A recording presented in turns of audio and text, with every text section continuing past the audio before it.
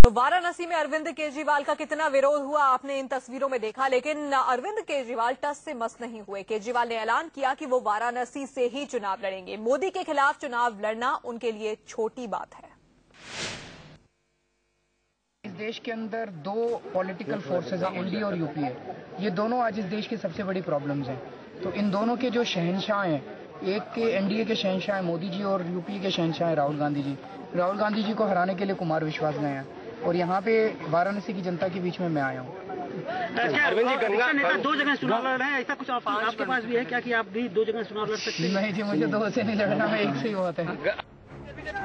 सुना, कमर कसकर तैयार हैं केजरीवाल। इतना ही नहीं, इससे पहले केजरीवाल ने कहा कि मोदी के खिलाफ जंग उनके लिए मामूली बात है।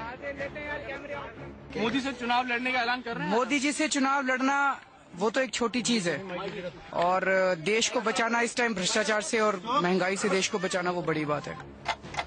सुबह 8:15 बजे शिवगंगा एक्सप्रेस के एसी कोच नंबर B1 में सवार होकर केजरीवाल काशी पहुंचे। तैयारी पहले से थी, इसलिए जोरदार स्वागत हुआ।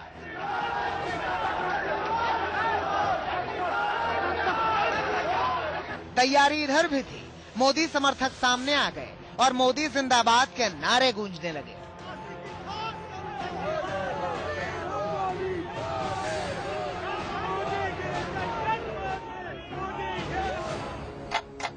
सुबह 8:30 बजे ट्रेन से उतरकर केजरीवाल सीधे भोजवीर के टैगोर टाउन में अपने कार्यकर्ता के घर पहुंचे, लेकिन यहां भी केजरीवाल वापस जाओ के नारे सुनाई दिए।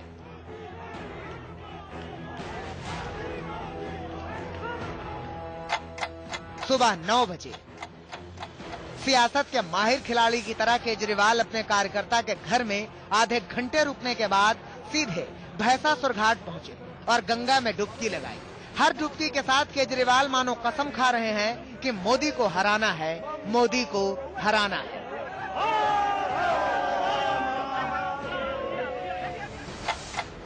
सुबह 9:15 बजे सामना मोदी से है, इसलिए गंगा में डुबकी के बाद केजरीवाल सीधे काशी के कोतवाल कहे जाने वाले काल भैरव मंदिर पहुंचे, लेकिन यहां भी केजरीवाल के खिलाफ जमकर नारेबाजी हुई।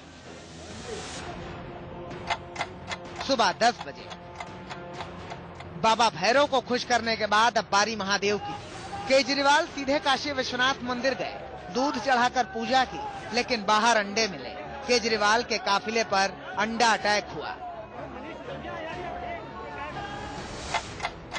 सुबह 11:45 अंडे के बाद भी केजरीवाल नहीं थमे, नहीं डरे। संकट मोचन मंदिर के महंत के घर पहुंचे, आशीर्वाद लिया और बनारस की गलियों में रोड शो करते हुए रैली स्थल की ओर कूच कर गए।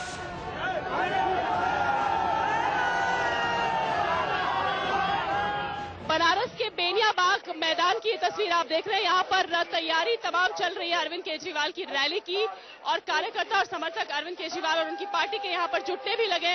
लेकिन काफी हैरानी की बात है कि बनारस से ज्यादा आसपास के जिलों से और देश के अलग अलग हिस्सों से आए हुए कार्यकर्ता और लोग यहाँ पर मौजूद हैं। आइए कुछ लोगों से बात करते हैं। आप इस रैली में हिस्सा लेने कहाँ से आए? मैं पटना से आया हूँ, मेरा नाम मिथिलेश कुमार सिंह है। आप लोहता बनारस। तो आप पटना से आए हैं? जी। तो आपको क्या लगता है, कितनी क्या उम्मीद है आपको अरविंद केजरीवाल से? और आपको लगता है कि नरेंद्र मोदी के सामने वो बड़ी चुनौती खड़ी कर? ये बड़ी चुनौती है, ये जन क्रांति है। काशी के लोग मोदी को लेकर ज्यादा उत्साहित हैं। उनको लगता है कि मोदी जीते तो सीधे पीएम बनेंगे, देश की सांस्कृतिक राजधानी का गौरव और बढ़ेगा। ऐसे में केजरीवाल का रण क्षेत्र में उतरना मोदी समर्थकों को रास नहीं आ रहा है, इसलिए जोरदार विरोध हो रहा है। शीतल राजपूत के साथ संतोष ओझा, वाराणसी, इंडिया न्यूज। तो सुबह से अब तक की तस्वीरें और अब तक का घटनाक्रम आपने देखा। अब आपको सीधी तस्वीरें दिखाते हैं। केजरीवाल मंच पर मौजूद हैं और कुछ ही देर में बोलना भी शुरू करने वाले हैं। हालांकि 2 बजे का वक्त था जब वो उन्हें जनता को संबोधित करना था। काफी डिले उनके इस कार्यक्रम में हो गया है और अब से कुछ ही देर में केजरीवाल बोलना शुरू करेंगे। शीतल वहां से लगातार हमारे साथ बनी हुई है। शीतल, शायद ही ऐसा कभी देखा होगा कि एक दिन में किसी नेता और उसके साथ मौजूद लोगों का इतनी अलग अलग जगहों पर इतनी अलग अलग तरीके से इतनी बार विरोध हुआ हो। बिल्कुल तान्या,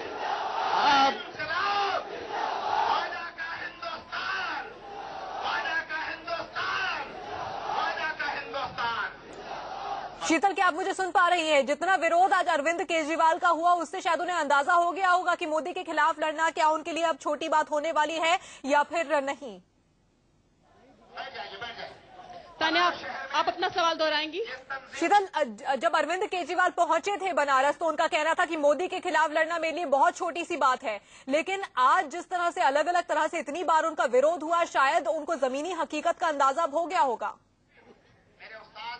बिल्कुल तान्या, अरविंद केजरीवाल भी जानते हैं और सभी लोग ये जानते हैं कि जिस तरह से हल्के में वो इस बात को उड़ा रहे हैं और जिस तरह से हल्के अंदाज में उन्होंने कहा कि नरेंद्र मोदी को हराना, परास्त करना मेरे लिए मामूली बात है, या जैसे जैसे उनके समर्थक नारे लगाते आ रहे हैं कि शीला को हमने हराया है और अब मोदी की बारी है। अरविंद केजरीवाल खुद ये जानते हैं कि ये राह उनके लिए आसान नहीं है और इसका नजारा, इसकी तस्वीर वो आज सुबह से लगातार देखते चले आ रहे हैं और इसलिए पूरा निशाना उन्होंने और उनकी टीम ने नरेंद्र मोदी और उनके समर्थकों और बीजेपी पर डाल रखा है और अब सुबह से ही उन्होंने माहौल बनाना शुरू कर दिया था। इनफैक्ट कल से ही वो इस बात की आशंका जता रहे थे कि हमारे ऊपर बीजेपी हमले कर सकती है, बीजेपी हमारी रैली में बाधा डालने की कोशिश कर सकती है। उन्हें मालूम था कि जब वो यहाँ आएंगे, इस जमीन पर कदम रखेंगे तो उन्हें कदम कदम पर इस विरोध का सामना करना पड़ सकता है, इसलिए कल से ही वो इस चीज को लेकर बातें कह रहे थे, बयान दे रहे थे, माहौल बना रहे थे।